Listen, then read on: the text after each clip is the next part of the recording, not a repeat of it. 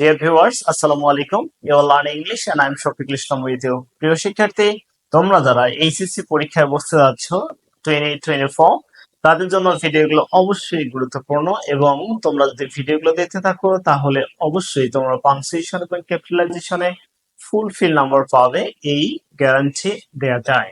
এর আগে যারা তোমরা আমার ভিডিওতে বা আমার চ্যানেলটাতে সাবস্ক্রাইব করে আছো তাদের জন্য ওয়েলকাম, এবং যারা সাবস্ক্রাইব করনি তাদেরকে সাবস্ক্রাইব করার জন্য আহ্বান করা হচ্ছে।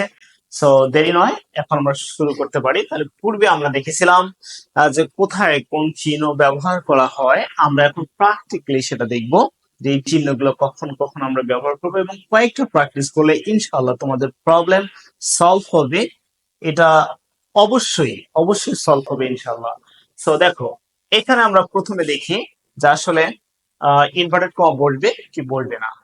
তো প্রথমত আমরা দেখে নেই, have you cut your hair off, said gym.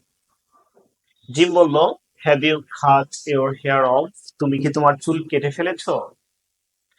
Cut it off and solve it, কাটাও হয়ে গেছে এবং বিক্রিও হয়ে গেছে, সেড ডেলা।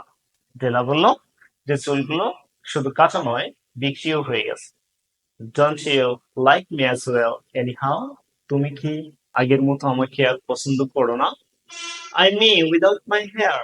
চুল নাই তাতে কি হয়েছে, আমি তো আমার মতোই আছি, aren't I? তাহলে দেখি আমরা এই সমাধানগুলো কিভাবে আমরা করতে পারি। সো দুইজনের মধ্যে কথা আছে যেহেতু, আর এটি হচ্ছে ডাইরেক্ট স্পিচ, তাই এখানেও ইনভার্টেড কমা ব্যবহার করতে হবে। সো প্রথমে হচ্ছে ইনভার্ট কমা শুরু হবে, কারণ যেহেতু আমার রিপোর্টিং ভার্বটি পরে দেয়া আছে, এখান থেকে শুরু হয়ে গেল। সো এইচটা ক্যাপিটাল হবে, have you cut your hair off. তো এরপর দেখো রিপোর্টিং ভার্ব চলে আসছে, যার পরে এখানে হচ্ছে পাংচুয়েশন মার্কস দিব, দেওয়ার পর হচ্ছে ইনভার্ট কমাটি ক্লোজ হয়ে যাবে, কারণ আর ইনি কিছু বলেননি। এরপর হচ্ছে স্যাড জিম। সো জিমটা হচ্ছে ক্যাপিটাল ব্যবহার করতে হবে, এখানে ফুল স্টপ। আমরা জানি যে যখন রিপোর্টিং ভার্বের পর সাবজেক্ট ব্যবহার করা হয় তখন একটি ফুল স্টপ বা পাংচুয়েশন মার্কস ব্যবহার করতে হয়। ওকে, তো ওনার কথা শেষ হয়ে গেছে। এবার বলেছে যে কাট ইট এন্ড সল্ভ ইট।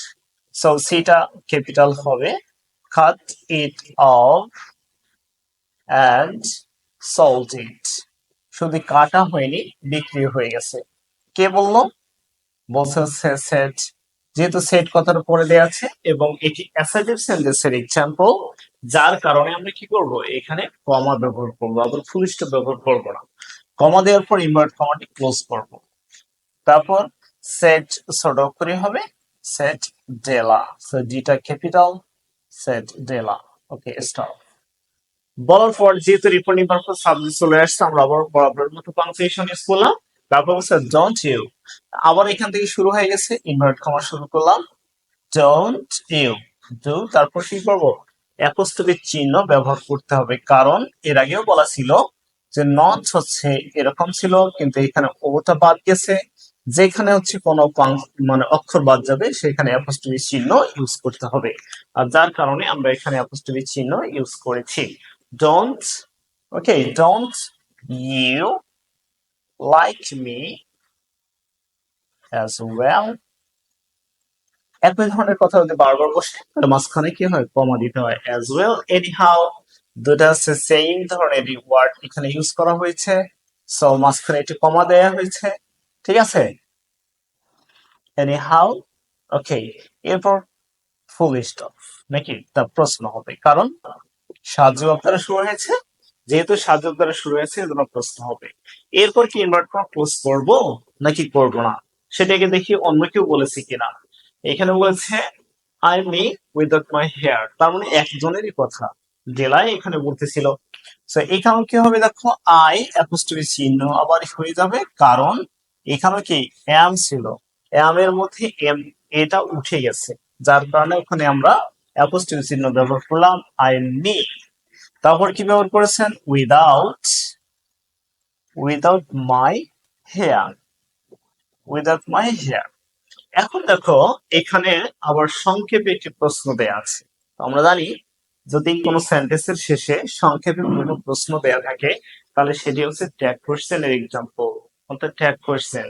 যেহেতু ট্যাগ কোশ্চেন, তাহলে আমার কি করতে হবে, মূল সেন্টেন্স যেটা আছে I am me without my hair, মূল সেন্টেন্সের পর একটি কমা দিতে হয়।